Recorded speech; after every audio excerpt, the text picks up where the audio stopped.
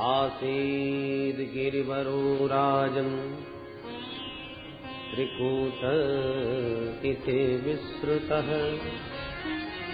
क्षीरोदेनावृतः श्रीमान् योजनायुतमुच्छ्रितः।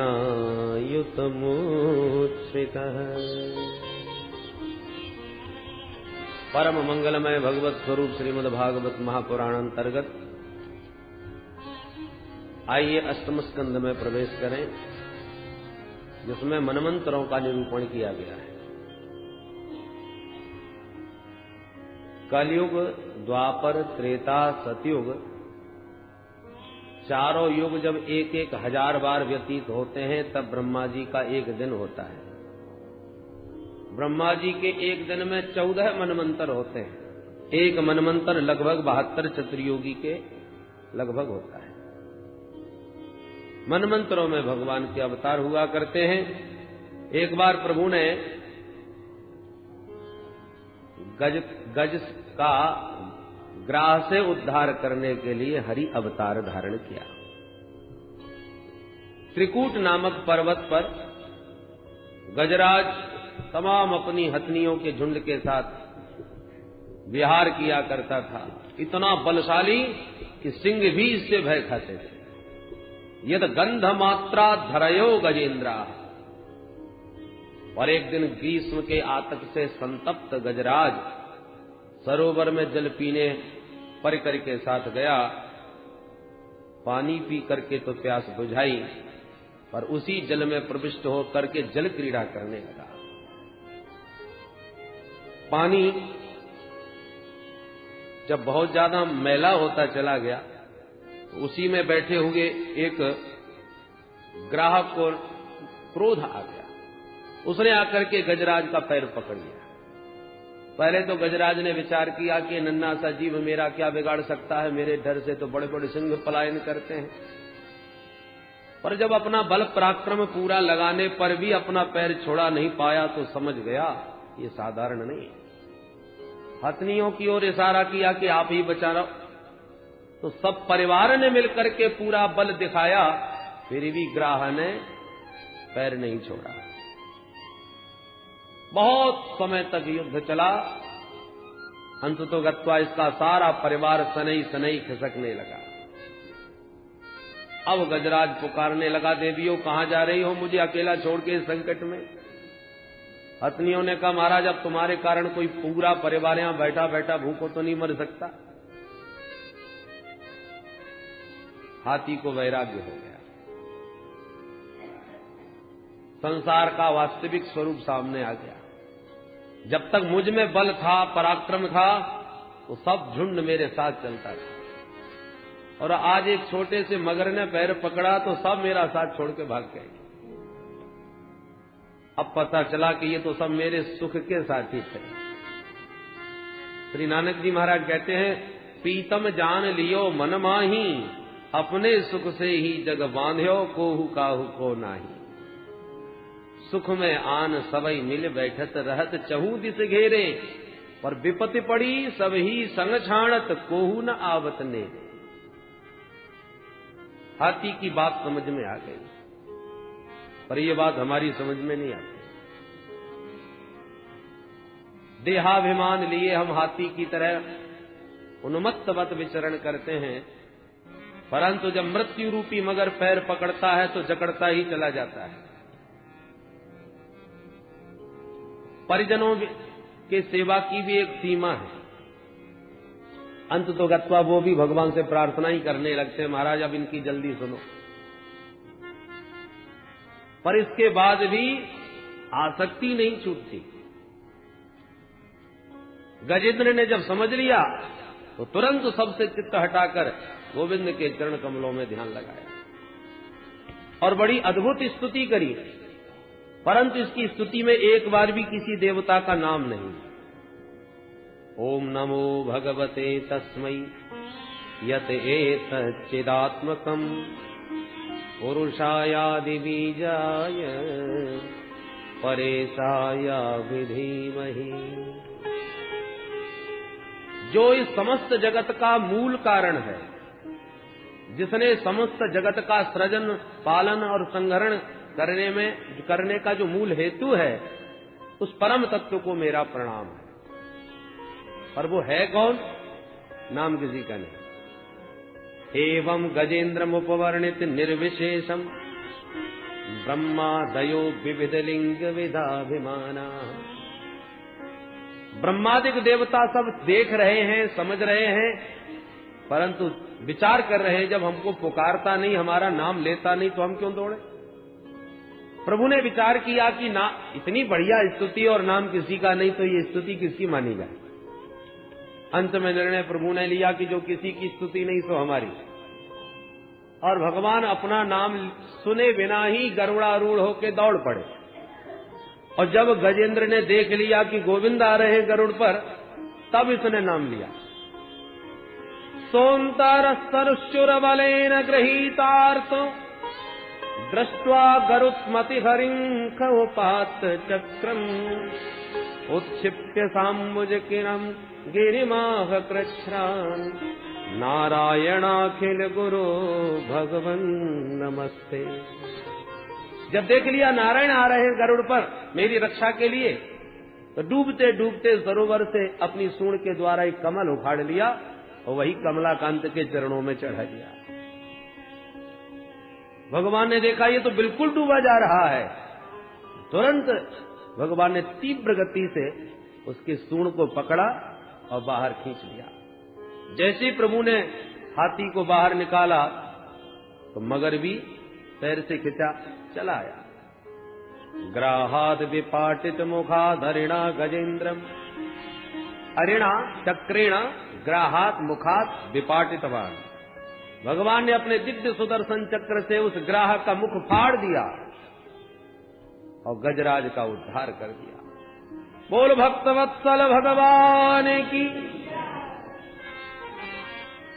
संकट में गजराज, उसी ने पुकारा गोविंद को, पर गोविंद ने आते ही सबसे पहले उबारा ग्राह को। ग्राह का उद्धार पहले, गजराज का बाद में हुआ। क्यों?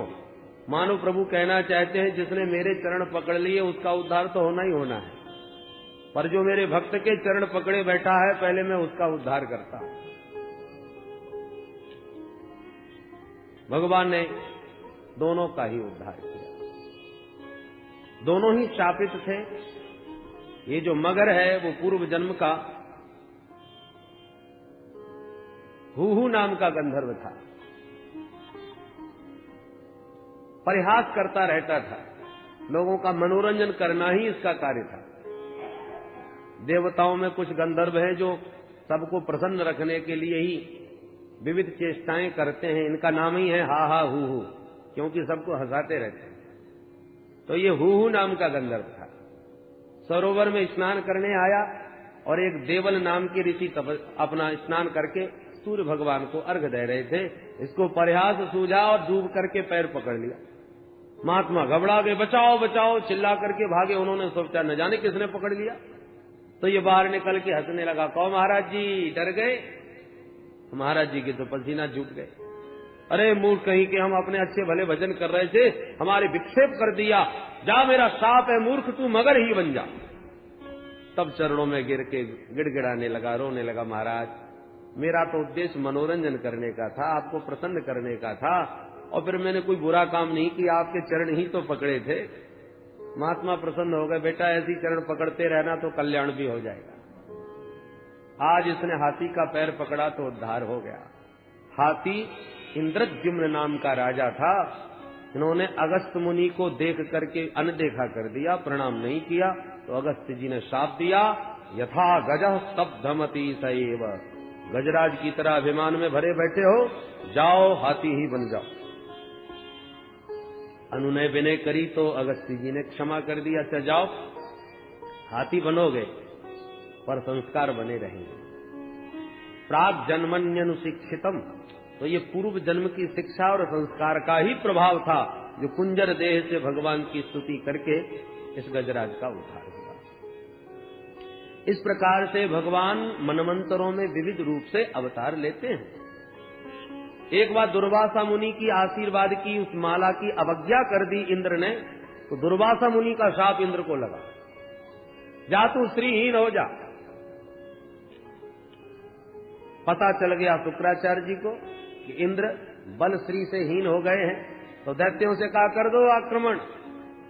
दैत्यों ने मिलकर आक्रमण किया और सारा स्वर्ग देवताओं से छीन लिया। देवता बेचारे गिड़गिड़ाते गोविंद की शरण में गए, भगवान नारायण की शरण में गए। भगवान बोले भाई तुम्हारा श्री तुम्हारा वैभव समुद्र में समा गया है, समुद्र मंथन करो तब बल पराक्रम प्राप्त होगा। कैसे? भगवान बोले दैत्यों से सहयोग लो, तुम अकेले नहीं कर सकोगे। अहिमूषकवत, जैसे परिस्थिति विपरीत आई तो सर्प ने भी चूहे से मित्रता करके अपना काम चलाया, उसी प्रकार कूटनीति कहती है अरयोपि ही संधेया सति कार्यार्थ गौरवे अहिमूषकवत देवा हर्तस्य पदविंगतैः। सर्प के सामने चूहा कुछ भी नहीं, पर जहां काम आवे सुई कहा करे तलवार। जब सुई से कार्य सिद्ध होता हो तो तलवार उस समय व्यर्थ है। इसलिए विवेक से अपना कार्य सिद्ध करने के लिए शत्रु को भी राम राम करके कार्य बना लेना चाहिए। समझ में बात आ गई। और देवताओं ने दैत्यों के सामने समुद्र मंथन का प्रस्ताव रख करके कहा कि भाई जो अमृत निकलेगा हम सब भाई मिलकर पी लेंगे, पी करके अमृत की प्राप्ति हो जाएगी, अमर हो जाएंगे, तो फिर चाहे जितना झगड़ा हो गए, चाहे जितने डंडे बजे, पर मरने वाला कोई नहीं। दैत्यों ने कहा वाह ये बात तो पसंद आई भाई, चलो चलते हैं। देवता असुर मिलकर के गए और समुद्र मंथन हेतु सबसे पहले मंदराचल पर्वत को उठाया। पर्वत उठा के चल दिए, पर गणेश जी का पूजन तक नहीं किया तो गणेश जी महाराज विघ्नेश्वर नाराज हो गए। 10 कदम चल पाए कि धड़ामड़ी से पहाड़ गिर गया हाथ से छूटकर, तमाम देवता और दैत्यों के हाथ पैर टूट गए। दैत्य तो हाथ जोड़ के दूर खड़े हो गए, भैया हमको अमृत नहीं पीना। देवताओं ने प्रभु का ध्यान किया तो नारायण प्रभु प्रकट होकर बोले भाई घबराओ मत, इस पर्वत को मैं लिए चलता हूं। गिरिं चारोप्य गरुणे हस्तेनेकेन लीनया। प्रभु ने एक हाथ से ही पर्वत को उठा के गरुड़ पर रखकर समुद्र तट पर पहुंचा दिया। अब जाओ रस्सी का प्रबंध करो। तो दोनों देवता असुर मिलके वासुकी नाग के पास गए, रस्सी की प्रार्थना करी बनने हेतु। वासुकी नाग ने कहा भाई अमृत में हमारा हिस्सा हो गए तब तो हम सहयोग कर सकते हैं। सबने एक सुर से स्वीकार किया। वासुकी नाग को ला करके मंदराचल पर्वत से लपेट दिया। प्रभु ने सोचा जिसने मुंह पकड़ लिया उसकी हो गई विडंबना। तो भगवान जानबूझ करके बोले भाई देवताओं आप उच्च कुल में जन्म लिए हो, श्रोत्रिय ब्रह्मनिष्ठ हो, इसलिए आप लोगों को आगे लगना चाहिए। और दैत्यों से कहा जाओ जाके पीछे पूंछ की तरफ लग जाओ। दैत्यों ने कहा आपने क्या हमको ही गिरे खानदान का समझ रखा है? महाराज मंथन हो गए या न हो गए पर आगे लगेंगे तो केवल हम ही लगेंगे। न गृणीमो वयम पुच्छम अहे अंगम मंगलम। इस अही के अमंगल भाग को पीछे हम लगेंगे, हम पकड़ेंगे। भगवान बोले नाराज मत हो भैया, तुम ही बड़े बाप के बेटा हो, आगे तुम ही लगोगे। देवताओं से कहा जाओ अच्छा भैया तुम ही पीछे लग जाओ। प्रभु तो चाहते ही यही थे। देवताओं ने पूछ और दैत्यों ने मुख पकड़ लिया। जो पर्वत ला करके रखा समुद्र में वो डूबता ही चला गया। उस विघ्न को दूर करने के लिए कृत्वा वपु काच्छपमद्भुतं महत् प्रविश्यतोऽयं गिरिमुज्जहार। विशाल कछुए का रूप बना के भगवान ने पर्वत को पीठ पर रखकर उठा दिया। बोल कच्छप भगवान की। ये भगवान का कच्छप अवतार होगा।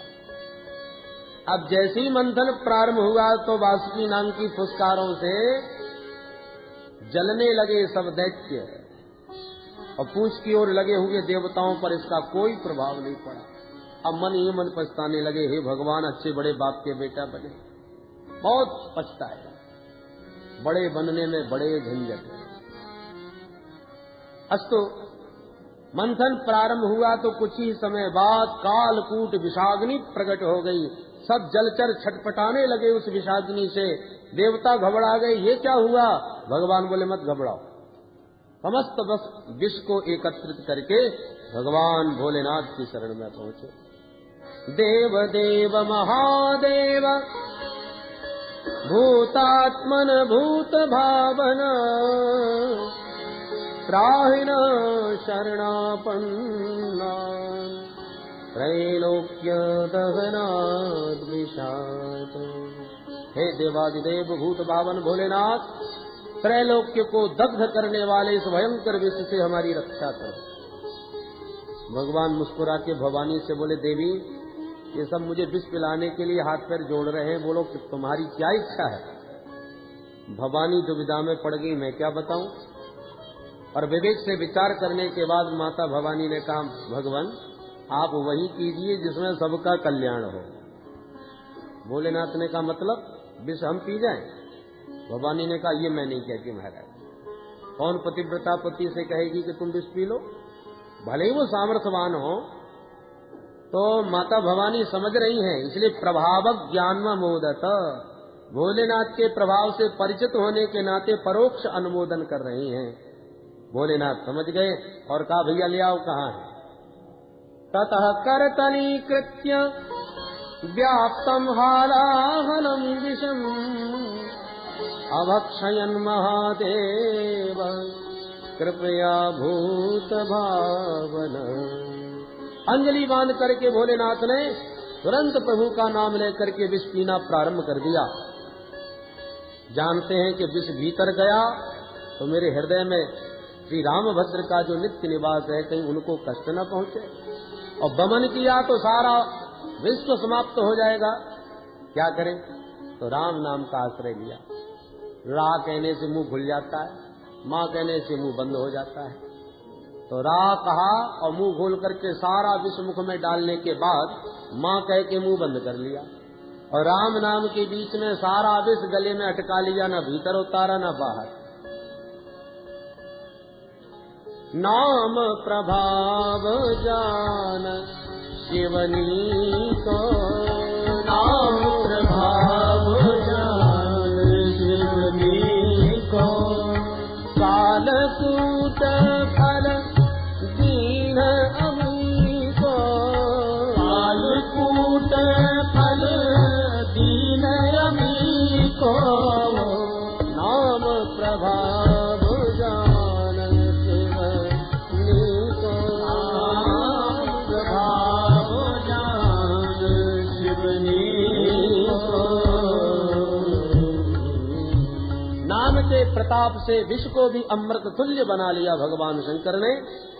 भोलेनाथ का कंठ एकदम नीला हो गया, भोलेनाथ का नाम नीलकंठ हो गया। वो नीलकंठ भगवान यच्चकार गले नीलम तच्च साधोर विभूषणम।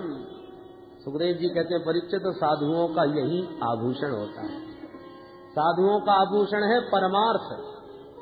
भगवान शंभु ने समाज के संकट को दूर करने के लिए विष पीना स्वीकार कर लिया और वह नीला कंठ विष रूप का जो चिन्ह बन गया, वो उनके परमार्थ का एक दिव्य आभूषण उनको प्राप्त हो गया। नीलमणि के समान कर्पूर गौरम भगवान शिव के अंग में वह विष की नीलिमा की अपूर्व शोभा हुई। जय जयकार बोलते हुए समस्त देव वृंद पुनः समुद्र मंथन करने आए। और अब की बार जब मंथन किया तो हविर धानी ततो भवत, काम धेनु गाय प्रकट हुई जो ऋषियों को दान करती। चंद्रमा प्रकट हुआ, भोलेनाथ के मस्तिष्क पर विराजमान करके भोलेनाथ चंद्रमौली बन गए। पुनः मंथन हुआ, उच्चैश्रवा घोड़ा निकला जो बलि ने लिया, ऐरावत हाथी निकला इंद्र ने लिया, कौस्तुभमणि निकली नारायण के कंठ में स्थापित हुई, रंभादिक अप्सराएं निकली स्वर्ग में भेज दिया, पारिजात वृक्ष निकला उसे भी स्वर्ग में स्थापित किया। और अब की बार मंथन करते ही ततश्चाविर्भू साक्षात् श्री रमा भगवत परा रंजयंती दिशः कांत्या विद्युत सौदामनी यथा। जैसी नीले आकाश में अचानक बिजली चमक पड़ती है, ऐसी जल राशि के सागर के मध्य भगवती श्री का प्रादुर्भाव हो गया। वो लक्ष्मी मैया की। लक्ष्मी के दिव्य सौंदर्य माधुर्य को देखकर विमुग्ध हो गए सब देवता और दैत्य। भगवान बोले एक काम करो, सब पंक्तिबद्ध बैठ जाओ, वरमाला इनके हाथ में, जिसे चाहेंगी पहना देंगे। एक लाइन में दैत्य, एक में देवता, एक लाइन में बड़े बड़े महात्मा भी चमीटा गाड़ के बैठ गए। वरमाला लेके संतों की पंक्ति में प्रथम प्रवेश किया तो सबसे आगे बैठे थे महात्मा दुर्वासा मुनि। दुर्वासा जी को देखकर भगवती लक्ष्मी विचार करने लगी, नूनम तपो यस्य न मन्यो निर्जयो। निश्चित रूप से ये महान तपस्वी हैं, पर न मन्यो निर्जय, क्रोध पर इन्होंने विजय प्राप्त नहीं की। इनकी नाक पे ही गुस्सा रखी रहती है, इसलिए प्रणाम करके आगे बढ़ गए। इस प्रकार एक एक करके सबको कोई न कोई दोष दिखाती हुई लक्ष्मी जी आगे बढ़ती गई। भगवान शंभु का दर्शन किया। तेजस्वी, तपस्वी और भोले भाले भी हैं। परे यत्रो भयम कुत्र च सौख्य मंगल। भोले भाले भी हैं, तपस्वी भी हैं, पर वेश बड़ा अमंगल है, इसलिए प्रणाम करके आगे बढ़ गए। सबसे अलग थलग विराजमान है भगवान नारायण। नारायण को देखते ही मुग्ध हो गई लक्ष्मी जी। सुंदर हैं, स्वभाव से भी सुंदर हैं, स्वरूप के भी सुंदर हैं, अलंकार भी सुंदर हैं। मंगलम भगवान विष्णु, मंगलम गरुड़ध्वज, मंगलम पुंडरीकाक्ष, मंगलायतनम हरि। सब कुछ मंगल रूप है, पर थोड़ी सी कसर यहाँ भी है। यहाँ क्या कमी है? सुमंगल कश्चन कांक्षते हि माम। सुमंगल तो है, पर माम न आकांक्षते। और जिस प्रकार से टुकुर टुकुर मुझे देख रहे हैं और इनके सामने घंटा भर से खड़ी हूँ, एक निगाह उठा के भी हमको नहीं देखा। माम न आकांक्षते, मुझे पाने की आकांक्षा इनमें नहीं है, पर ये दूषण नहीं भूषण ही है। ऐसा विचार करके नारायण के कंठ में वरमाला डाल ही दी। वो लक्ष्मी नारायण भगवान की। लक्ष्मी जी का स्वभाव है, जो हाथ धो के उनके पीछे पड़ जाता है, लक्ष्मी जी उसको खूब नचाती हैं। और जो लक्ष्मी जी की उपेक्षा करके बैठ जाता है, लक्ष्मी जी उसके पीछे पड़ जाते हैं। लक्ष्मी जी ने नारायण को ही चुना, वो तो शाश्वत उनकी बामा है। सुखदेव जी कहते हैं, परीक्षित, अब समुद्र मंथन जब आगे हुआ तो वारुणी देवी प्रकट हुई, जो दानवों ने ग्रहण करी। अब पुनः मंथन होते ही साक्षात भगवान धन्वंतरी अमृत का कलश लेके प्रकट हो गए। बोल धन्वंतरी भगवान की। अमृत का कलश देखते ही दैत्यों ने इशारा किया, देर करने की आवश्यकता नहीं, और मार झपट्टा अमृत का कलश छीन करके 9 2 11 हो गए। देवता बेचारे ले गो करके रह गए। भगवान मुस्कुरा करके बोले, माँ खिद्यत मिथोर्थम्ब साधयस्ते स्वमायया। आप लोग खेद न कीजिए, मेरे आश्रित जो रहते हैं उनके गए हुए पदार्थ भी उनके पास आ जाते हैं, और जो मेरे चरणों से दूर चले जाते हैं उनके आए हुए पदार्थ भी उन्हें छोड़ के चले जाते हैं। भगवान अंतर्धान हुए। दैत्य लोग लेके तो भाग गए अमृत कुंभ, पर आपस में झगड़ा करने लगे। अहम पूर्वम नत्वम नतमिति प्रभो। मैं बड़ा हूँ, पहले मैं पीऊंगा। दूसरा कहता, मैं सबसे ज्यादा बलवान हूँ, इसलिए पहले मैं पीऊंगा। तू मैं होने लगी। अवसर मिला भगवान को, और इसका लाभ उठाते हुए भगवान तुरंत एक परम सुंदरी मोहिनी के रूप में प्रकट होकर हम क्रीड़ा कमल घुमाते हुए सबके चित्त को चुराते हुए पहुंच गए। भगवान के उस दिव्य रूप का दर्शन करते ही विमुग्ध हो गए सब दैत्यगण। अहो रूपम अहो धामम अहो अस्या नवम भयः। रूप सौंदर्य की महिमा गाते हुए दैत्यगण मोहिनी भगवान के सामने आके बोले, कात्वम कंजपला साक्षी कुतोबा किंचिती सखी। देवी जी, हे कमलनेनी, आप कौन हैं, कहाँ से आई हैं, कहाँ जा रही हो, अकेली अकेली घूम रही हो, क्या तुम्हारा विवाह नहीं हुआ? मोहिनी भगवान मुस्कुरा के बोले, तुम हमारी जन्मपत्री लेने वाले कौन हो? दैत्यों ने कहा हम भी कोई ऐसे वैसे नहीं है। भयम कश्यप दायादा भ्रातस्ते कृत पौरुषाः, हम सब कश्यप ऋषि के पुत्र सभी लोग भाई हैं और हम लोगों ने भाइयों ने मिलकर समुद्र मंथन किया है, अमृत को प्राप्त कर लिया। अच्छा तो फिर अब इसका क्या कर रहे हो? बोले देवी जी इसके बंटवारे को लेकर हम आपस में झगड़ रहे हैं, निर्णय नहीं कर पा रहे कैसे वितरण किया जाए। भगवान की कृपा से आप ठीक अवसर पर आई हो, बंटवारा आपके हाथों से हो जाएगा तो हमारा तो झगड़ा ही मिट जाएगा।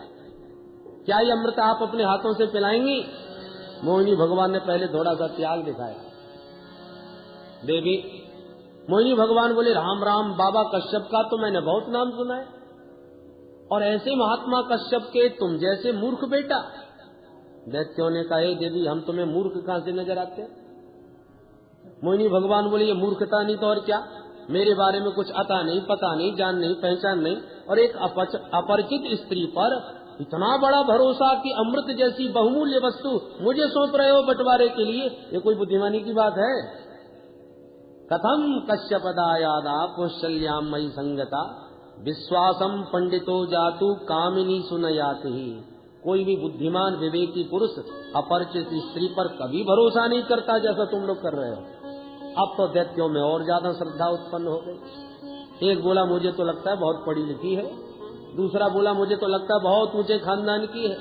कितनी बढ़िया इसने ज्ञान की बात करी, ठीक ही कह रही है, हमको विश्वास नहीं करना चाहिए, परंतु इसके वचनों से ऐसा सिद्ध हो रहा है ये कुलीन स्त्री है, विश्वास करने योग्य है।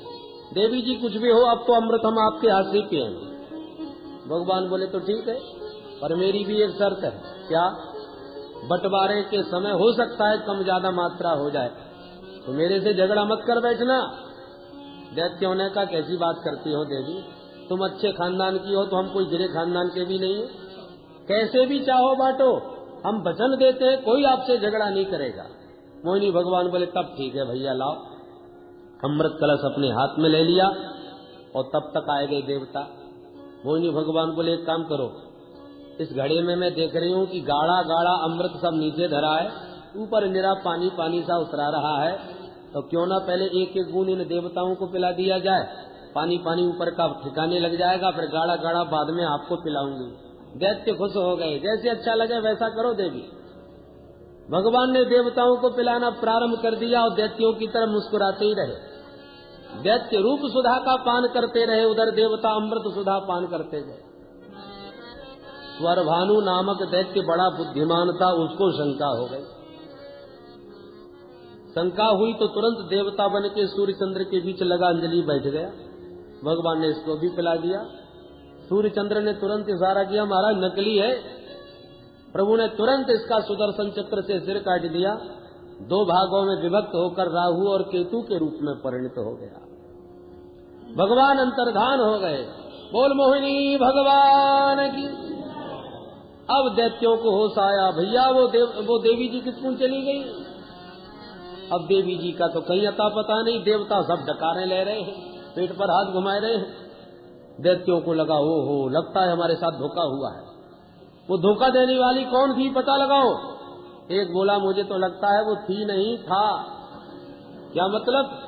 बोले निश्चित रूप से वो बहरूपिया विष्णु ही होगा, उसी ने हमको ठगा है, छला है, हम छोड़ेंगे नहीं इन देवताओं को, धोखेबाज हैं। टूट पड़े सब दैत्य और तत्र देवासुरो नामः रणः परम दारुण। उसी समय बड़ा भयंकर दारुण देवासुर संग्राम छिड़ गया परीक्षित। परंतु देवता अमृत पान कर चुके थे, बलशाली थे, इसलिए सारे दैत्यों को चुन चुन के समाप्त कर दिया। और तो और दैत्यों के राजा बलि भी मारे गए। स्वर्ग पर पुनः आधिपत्य देवताओं का हो गया, परंतु शुक्राचार्य जी महाराज ने मृत संजीवनी विद्या के चमत्कार से समस्त दैत्यों को पुनर्जीवित कर दिया। दैत्यों के राजा बलि शुक्राचार्य जी के चरण पकड़ के बोले गुरुदेव भगवान आपने बचा लिया, नहीं तो हम तो मर ही चुके थे। अब कुछ ऐसी कृपा दृष्टि करो कि इन देवताओं को इसका फल दिया जाए। शुक्राचार्य जी बोले देखो उनके पक्ष में नारायण है तो तुम्हारे पक्ष में गुरुजी है, चिंता न करना। यदि मेरी बात ठीक ठीक मानते रहे तो अब भी मैं तुम्हें स्वर्ग सिंहासन पर बैठा सकता हूं, तो बताइए गुरुदेव क्या करना होगा? शुक्राचार्य जी बोले ब्राह्मणों का चरण पकड़ना होगा। उससे क्या होगा? बोले भाई मेरे पास सबकी काट है पर इस नारायण की कोई काट नहीं है, और उसका एक ही समाधान है कि नारायण ब्रह्मण्य है, ब्राह्मणों का अनन्य भक्त है। जब तुमने भी ब्राह्मणों की भक्ति स्वीकार कर ली तो फिर नारायण तुम्हारा कुछ भी अहित नहीं करेंगे। अच्छा तब ठीक है महाराज। अब तो बड़ी बड़ी दंडवत होने लगी ब्राह्मणों को। ब्राह्मण भोले भाले सब प्रसन्न गदगद हो गए। बोलो महाराज बलि क्या चाहते हो? बोले महाराज बस आपका आशीर्वाद। तो ब्राह्मणों ने अपने अपने तपोबल के प्रताप से एक तेजोमय रथ का निर्माण किया और आशीर्वाद में बलि को दिया।